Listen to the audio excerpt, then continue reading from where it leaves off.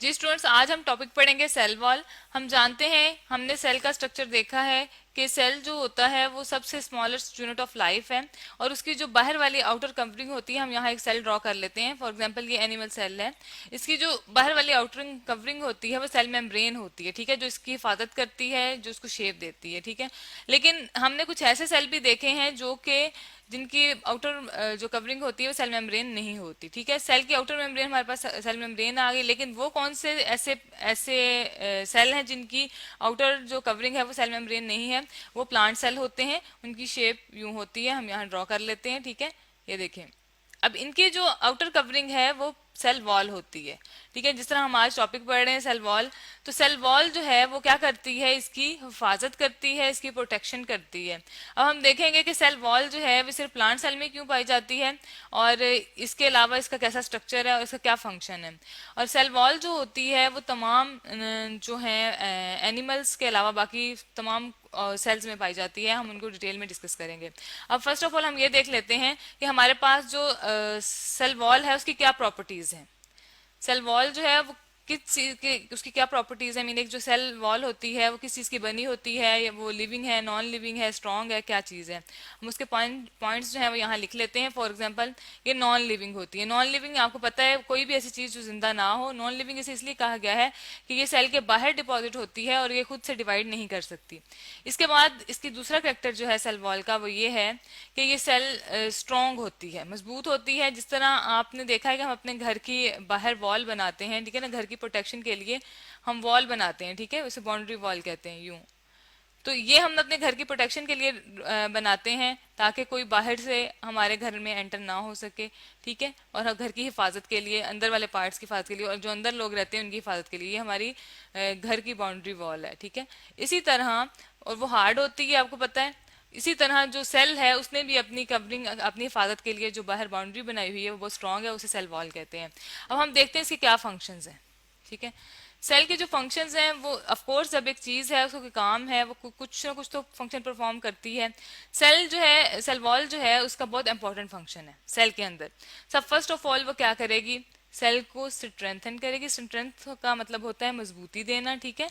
आपने देखा है दरख्त कितने मजबूत होते हैं, उनको हम किसी चीज से काटते हैं, ठीक है, छुरी से, कांटे से, किसी चीज से काटते हैं, वैसे हम उसे कभी भी काट नहीं सकते या तोड़ नहीं सकते। तो वो मजबूती देती है उसे, ठीक है। दूसरे नंबर पे वो इसे शेप देती है।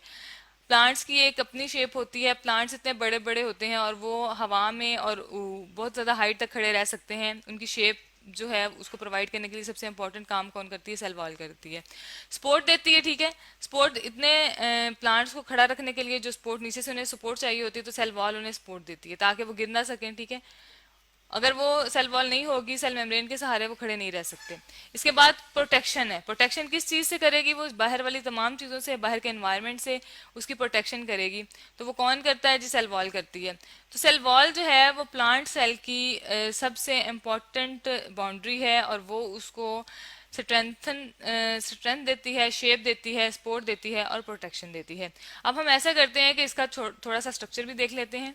मैं आपको एक सेल वॉल की एग्जांपल दिखाती हूँ, डायग्राम दिखाती हूँ।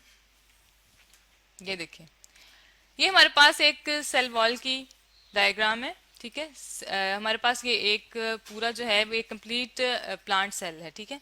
अब प्लांट सेल के अंदर वैक्यूल जो होता है वो बड़ा होता है, जो कि ये आपको नजर आ रहा है, सेंटर में ये वैक्यूल है। और क्लोरोप्लास्ट ग्रीन कलर का जो मैटर है ये आपको नजर आ रहा है, जो कि फोटोसिंथेसिस में इंपॉर्टेंट है। ये जो बाहर वाली इसकी कवरिंग है ये वॉल है, ठीक है। और वॉल जो होती है वो दो लेयर से मिलकर बनी होती है। जो बाहर वाली लेयर है ये आपको ग्रीन कलर की जो नजर आ रही है, ये प्राइमरी सेल वॉल है, और जो अंदर पिंक कलर की है ये सेकेंडरी सेल वॉल है। यहाँ आपको, अब जाहिर बात है, वॉल से आपको पता है कि प्लांट जो है या कोई भी सेल जो है वो मटेरियल को एक्सचेंज करता है। तो वो वॉल से तो इतनी हार्ड है, गुजर ही नहीं सकती। तो उसके दरमियान में एक पाथ है बना हुआ, ये जो खाली जगह आपको नजर आ रही है, यहाँ से मटेरियल जो है दूसरे सेल में पास होता है। उस जो सुराख है या उस पोर को हम प्लाज्मोडेस्माटा कहते हैं।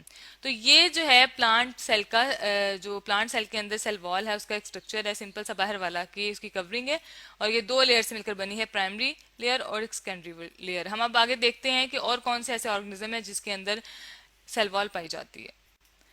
सेल वॉल जो है वो प्लांट्स के अलावा और भी कुछ ऑर्गेनिज्म में प्रेजेंट है, हम उनको यहाँ लिख लेते हैं। जैसे हमारे पास सेल वॉल जो है प्रोटेक्शन के लिए सिर्फ प्लांट्स के पास नहीं मौजूद, बल्कि और भी कुछ ऑर्गेनिज्म है जो कि जिनके सेल में सेल वॉल प्रेजेंट है, लेकिन वो सेल वॉल जो है वो प्लांट से थोड़ी सी डिफरेंट होती है, उसको हम यहाँ अभी देखते हैं। फर्स्ट ऑफ ऑल हमारे पास प्लांट्स आ जाते हैं, ठीक है, हमें पता है प्लांट्स में तो सेल वॉल मौजूद है, हमने देखा है, उसका स्ट्रक्चर भी देखा है। इसके बाद जो हमारे पास सेकंड पे आ जाते हैं फंजाई आ जाते हैं, इसमें भी सेल वॉल मौजूद है, ठीक है, लेकिन इसकी ये कैरेक्टरिस्टिक्स है कि ये प्लांट्स में इसलिए नहीं आती क्योंकि ये फोटोसिंथेटिक नहीं है। और प्रोकैरियोट्स में ज्यादातर बैक्टीरिया वगैरह आते हैं, ठीक है, प्रोकैरियोट्स, ठीक है, बैक्टीरिया आ जाता है इसमें, ठीक है। तो उसकी सेल वॉल की कंपोजिशन मीन कि उसका जो मटेरियल है वो चेंज है। अब जो प्लांट का सेल वॉल मटेरियल है वो होता है सेलुलोज। सेलुलोज जो है वो एक कार्बोहाइड्रेट्स की एक कॉम्प्लेक्स फॉर्म है और वो उसको शेप भी देती है और उसको मजबूती भी देती है। इसके बाद जो हमारे पास फंजाई है उसकी जो सेल वॉल है वो काइटिन की बनी होती है।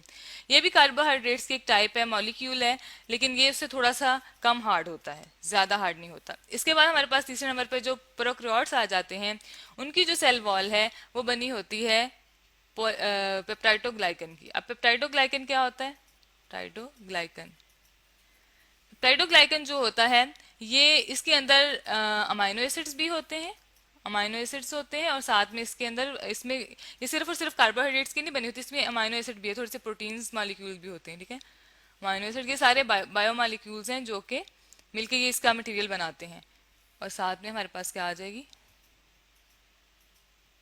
ग्लूकोज, ठीक है। ये पेप्टाइडोग्लाइकन, पेप्टाइड जो कहते हैं वो अमाइनो एसिड्स और ग्लाइकोजन ग्लूकोज के दरमियान जो बॉन्ड बनता है, तो ये पेप्टाइडोग्लाइकन जो मॉलिक्यूल होगा ये प्रोकैरियोट्स में जो सेल वॉल प्रेजेंट है उसके अंदर होगा, ठीक है।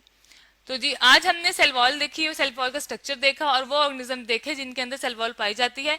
और सेल वॉल का फंक्शन क्या है ये हम पहले भी पढ़ चुके हैं। सेल वॉल जो है वो किसी भी एनिमल में तो ये प्रेजेंट ही नहीं है, लेकिन बाकी जिस भी ऑर्गेनिज्म में प्रेजेंट है, जैसे फंजाई है या प्रोकैरियोट्स हैं, उसके अंदर ये क्या करती है? उसको स्ट्रेंथन करती है, उसको मजबूती देती है, उसको शेप प्रोवाइड करती है, सपोर्ट देती है और प्रोटेक्शन करती है, बाहर वाली एनवायरनमेंट से उसको प्रोटेक्ट रखती है।